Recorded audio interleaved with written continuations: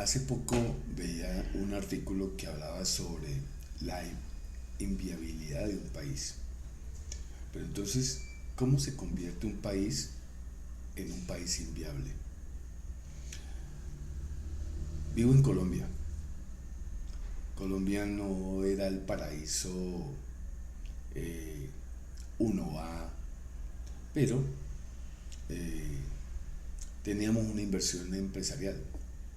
Socialmente falta muchísimo, hay mucha pobreza, hay una división social muy grande, eh, pero también tenemos una política corrupta eh, que rebasa todos los niveles. Tenemos una economía de narcotráfico que inyecta mucho dinero y eso de, de todas maneras genera inflación porque cuando hay un dinero que no es de la economía formal, eso genera inflación. ¿Qué es la inflación? Que las cosas se suben de precio de acuerdo al dinero que hay circulando. Pero si el dinero que hay circulando no es de la economía real, pues los que vivimos de la economía real nos vamos a ver afectados. Esa es más o menos la inflación. Pero entonces, ¿cómo se convierte un país viable? Porque éramos viables. Había empresas que estaban dando empleo y que siguen dando empleo, pero hay unas empresas que ya están evaluando suspender actividades y reducir empleados, más unido a que el gobierno quiere implementar una reforma laboral para apretar al empresario. Es decir, no le da forma de ganar porque ya habían aprobado una reforma tributaria que ya lo había apretado.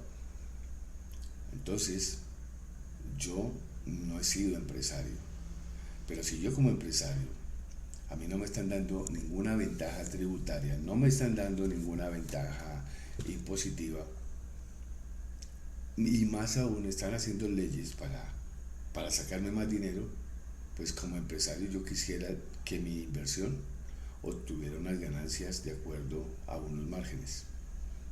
Y si esos márgenes no se dan, pues las empresas se van. Es decir, así funciona. Es decir, no estamos queriendo con esto decir de que el empresario debe ser el santo que viene a salvar la situación de un país. Así funciona la economía. ¿Qué vamos a hacer? Pero de lo que vamos a hablar es cuáles son las cosas que hacen que un país pierda viabilidad. Desde hace mucho tiempo la comunidad internacional ha observado cómo algunos países se están deteriorando, ¿sí? Y están en crisis políticas y económicas que les impide progresar, desarrollarse. Y las consecuencias de todo esto son pobreza, violencia, desigualdad social, falta de oportunidades, falta de empleo, inseguridad, delincuencia, ¿sí? Entonces, vamos a analizar los factores que pueden generar todo este tipo de síntomas. La corrupción.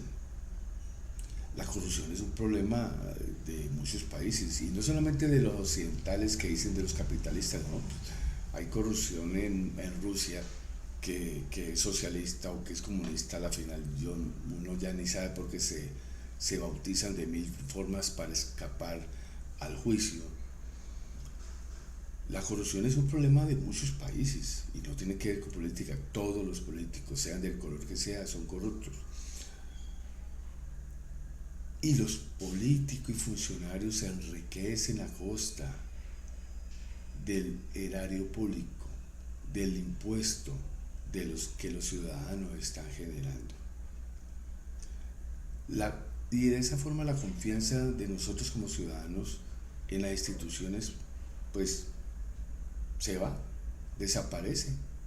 Entonces eso genera desestabilización. ¿Por qué? Porque de alguna forma el político se aprovecha de esa hambre de la mayoría, ¿sí? Para prometerles paquete de comida, prometerles un tamal, prometerles una empanada, prometerles un subsidio, ¿sí? Lo cual después no se da, como actualmente está sucediendo. La falta de creer en las instituciones, la falta de institucionalidad, implica la debilidad del Estado para imponer el imperio de la ley, garantizar derechos humanos, proveer servicios públicos de calidad. Cuando los ciudadanos perciben que las instituciones no funcionan correctamente, pues se genera desconfianza y inestabilidad política. Falta de seguridad. La falta de seguridad implica desconfianza del ciudadano en las autoridades. Si desconfiamos del policía, ahí perdimos.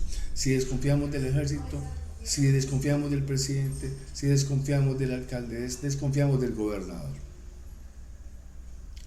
Entonces hay una anarquía total. Anarquía es cuando todo el mundo hace lo que le da la gana y no hay aplicación de ley para nadie. Bueno, para el carterista, porque para el narcotraficante no hay ley. Entonces, eso genera desconcierto, poco compromiso del ciudadano. Es decir, ¿cómo me voy a comprometer yo con el Estado si el Estado no se compromete con nosotros? La desigualdad social es un problema que afecta a muchos países y que puede generar tensiones políticas, sociales. ¿Sí? Cuando una minoría concentra la riqueza, el poder, mientras la mayoría vive en la pobreza y en la exclusión, pues se genera un caldo de cultivo para descontento social y político. Y el político se aprovecha de eso, prometiéndole a esa mayoría pobre que le va a quitar al rico para dárselo a ellos, lo cual tampoco sucede. La dependencia económica. La dependencia económica de un país puede hacer que éste sea vulnerable a los vaivenes del mercado. Si, por ejemplo, aquí nosotros dependemos del petróleo y hay un anuncio presidencial que dice que van a suspender las concesiones petroleras, pues los inversores se van a ir y lo que generaba regalías y empleos, pues se va a anular. Entonces, podemos tener razón de que el petróleo no es la panacea, pero si no hay otra cosa, ¿sí? Si la idea es de que el petróleo lo tenemos que reemplazar, pues deberían haber políticas previas para fortalecer otros segmentos y otras áreas como el turismo. Aquí Colombia puede ser una potencia en turismo, pero no hay carreteras, hay inseguridad, al turista lo roban, en las ciudades principales roban al turista, estafan al turista. Si un turista me escucha, yo le recomendaría no venir porque te van a estafar, te van a cobrar una cerveza en 1.000.000 de pesos.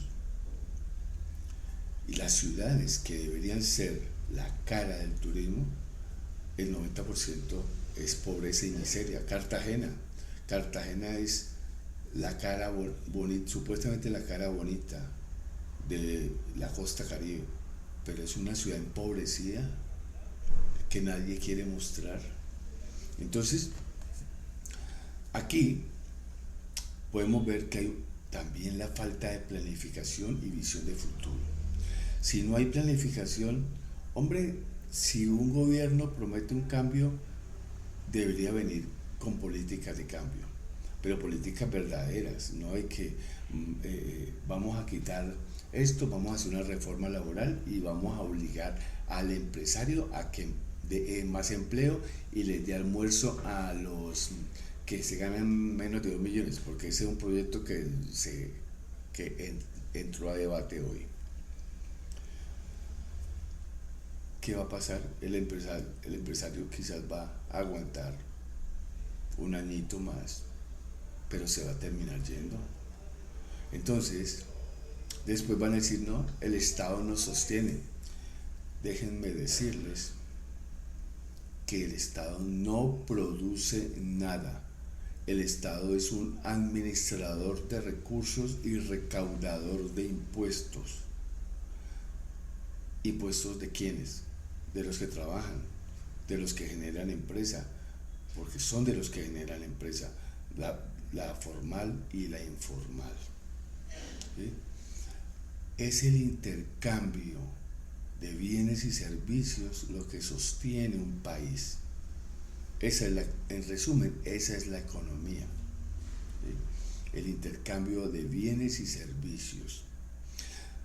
Si no hay intercambio, no hay impuestos, y si no hay impuestos, no hay forma de recaudar dinero. Quedaríamos como Cuba y Venezuela, que Cuba y Venezuela viven de las divisas. ¿Y cuáles son las divisas? Los giros que la gente envía desde afuera para que la gente que se quedó o que no pudo salir o que le dio pereza salir se sostengan. Y los impuestos a esas divisas. El turismo. Cuba, si no fuera por el turismo, moría. Venezuela también. Entonces, son dos países que deberían servirnos de ejemplo. Porque hay muy pocas empresas que estén planeando invertir en Cuba y Venezuela. No la hay. Y las que hay en Colombia se van a terminar yendo.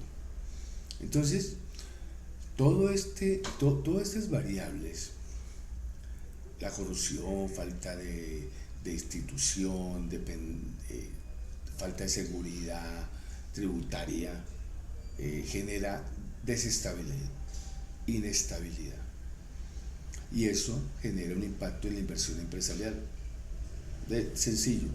El empresario siempre ha convivido con los ricos y con los pobres, pero no le gusta convivir cuando hay leyes que quieren que sea el Paganini de todo. Entonces,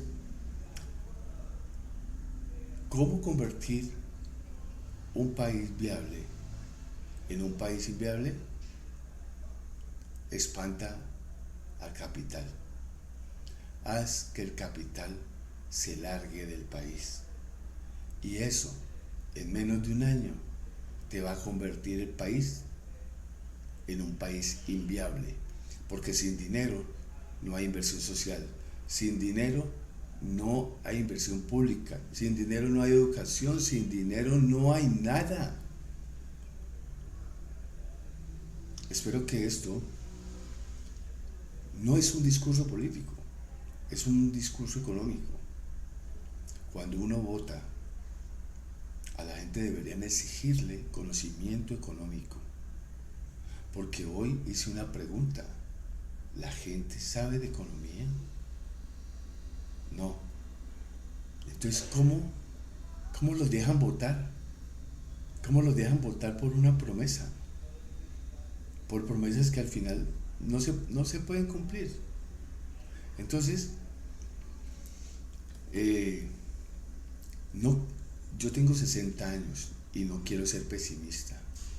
Yo no temo por mi futuro y al final tampoco temo por el futuro de nadie, porque los que votaron lo hicieron por hambre, por ignorancia o por joder al rico, pero se jodieron a sí mismos.